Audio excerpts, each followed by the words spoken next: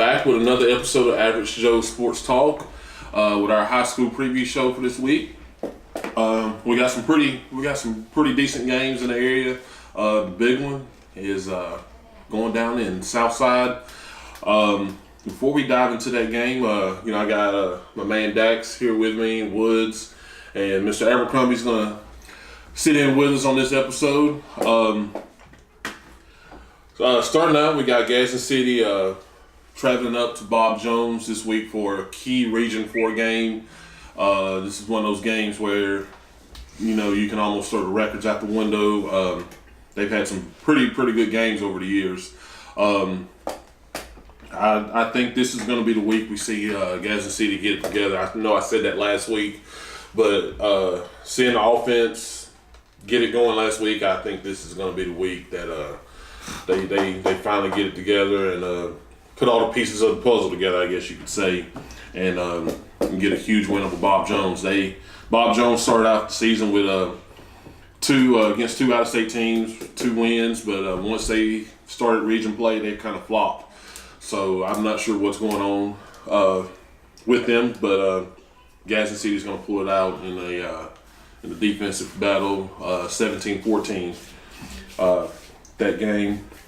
Also got Hokes Bluff traveling to Anniston for a key region game. I think Anniston's undefeated in the region. It's going to be another big one for the Eagles and Coach Rob. But, Hokes Bluff's going to do what they're going to do, and they're going to pull this one out over Anniston. And Pisgah and Boaz are playing in a non-region game. Boaz is another team I've been high on for since the season started, and they're going to take a little break and face off with Pisgah. And like I said, in a non-region game before they get into the meat of their region schedule. But the big one this week is Southside and Etowah going down at Barney Hood. Dax, wait. Don't see anything special about it, to be honest with you. I think we're just Somebody practicing. talking? I got Southside 14 points. I really don't. I think that, we're not looking at it like, oh my God, it's Etowah. I think we're looking at it like this is another game for us to get better and this is another game for us to compete. That's the way we're looking at it. We're not going into it like, this is Etowah. I think everybody that's played Etowah has changed their whole preparation because it's Etowah. Mm-hmm. You keep doing the same things you're doing. You keep the main thing. And I think it's time for us to go out there and shock everybody Friday night. Wow. Ooh. Pretty solid words. What you got, Mr. Woods? I'll say this. If we come out to Barney Hood and hand the ball off and hit the 2 gap and the 3 gap and the 5 gap and the 4, Chance Moon's going to eat us alive. He'll make plays happen. He'll create turnovers. And we're setting ourselves up for a close game that probably shouldn't happen.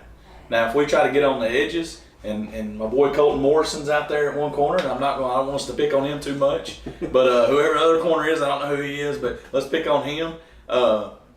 Southside's not a bad ball club. The record, is not really indicative of how they played this year. We watched the Hokes Bluff game. They're in the game. Against a really good, one of the best teams in the state. They're in the game right there until about midway through the third quarter. Right? Yeah, got a little out of hand. The Southside, I told you that week, the boy from Southside can sling the ball. Mm-hmm. I like the number 6, the kid, I don't know his name. Blake Reed, I like him. You've hyped him up a lot, and he's a good player. He is. But I'm telling you, we better get away from Chance Moon. On the interior, you call it beginning of the season, say he's one of the best defense tackles in this area. Had no idea who he was. But now that I've seen Southside play, I know who he is because I heard his name in the backfield against Hokes Bluff every play.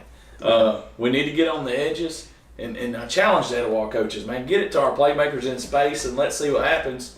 Don't let the Southside crowd stay in it. Don't give Chance Moon a chance to make a play in the middle. If we can contain Cat, I don't know. I actually think Southside should get Cat the ball more. I don't know how you feel about that, but I think they should actually, try to get him out there. Do the same thing with him. Don't run him up the middle. Get him a swing pass. Get him a screen pass. Get him something in space. See what he can do. I have his Etowah Southside. And another interesting stat that was brought to my attention. The next 4 games Etowah plays, Southside had a bye before Etowah. 2 weeks to prepare. Fort Payne has a bye before Etowah. 2 weeks prepare. Pell City has a bye before Etowah. 2 weeks prepare. And sorry, Douglas people. Alexandria plays Douglas the week before Etowah. So So that's not technically a bye. yeah, I mean, And I'm not trying to hop this up like we're going to Yeah. fight on Showtime. oh yeah. No.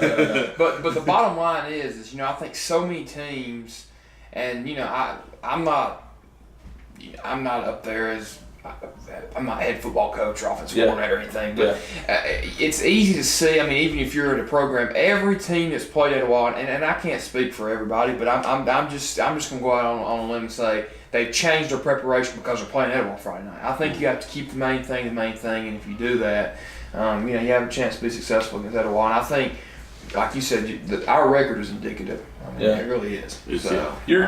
You're honestly, and again, I like that mindset. I mean, I think that's the mindset you have to have going in. That's the mindset people have, when they have to go against Alabama. It's not big bad Alabama. It's a football team. We're playing a chance for us to get better, like I said. But I just think with Etowah's, again, their defense is so freaking good, dude. It's going to give Etowah's, offense. It actually masks them a little bit on offense, and I see this game. I'm going to give a prediction.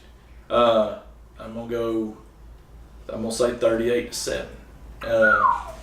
30. As a matter of fact, I can't even say 7. I'm gonna say 38-6. I think Cat maybe gets loose for one. I do think he's that good of a player. 38-6, and I think the score comes late in the game. May not even be Cat, maybe somebody else. And that's not a knock against Southside. I just believe that strongly in Etowah and their defense. And I think the 38, we have 2 or 3 defensive touchdowns. And maybe a special teams, kind of like last week. Now, I'd love for it to be hey, don't get me wrong, man. I love Etowah. I hope they go out there and they get their playmakers in space. We get a couple plays out there and the offense scores more. But right now, that's my pick, 38-6. It's not a knock on Southside at all. I think they're a good team. I just think Etowah's defense is that. I think they're that good, and special teams is that good. I think Southside's a well-coached team. I think they're a good team. I think they'll make the playoffs. We've talked about it several times before. They'll make the playoffs, and they're a playoff team. I just think Etowah this year is a different breed. But it is Etowah Southside, so if it's a 10-point game, I'm not surprised. Or a 7-point game, I'm not surprised. Tag me in. Tag him. He's seen both teams. I was going to say, he's seen both teams play. Nobody comes to Barney Hood, walks out with an easy W. I like it. Yeah, I like it. I think Southside uglies this game up. I think they play them. I think it's a game in the fourth quarter. Nice. I do think Etowah wins. Limit the turnovers and If you can keep it away from Etowah's defense, from getting you said turnovers, you got obviously got a strong shot right now. I like that mindset. Don't overthink this. I think every team that's played Etowah's overthought it. Yeah.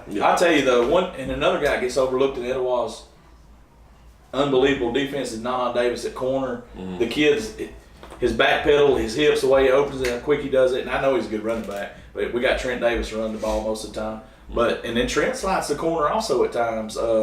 That interior lineman and linebackers get a lot of credit for Etowah, but that back end, they're well coached. That's the thing, man. I just think defense is so well coached. I don't know. I just think there's too many athletes on the field. And nothing against Southside. You got Nana Davis, you got Trent Davis, you got DeRicky, you got Justin, you got just keep rolling them out there. Who you're going to contain, man. And their offense could be that good, bro. I mean, it could be that good. Who the heck are you going to cover? Who are you going to cover? I mean. But anyways. You sound a little aggravated.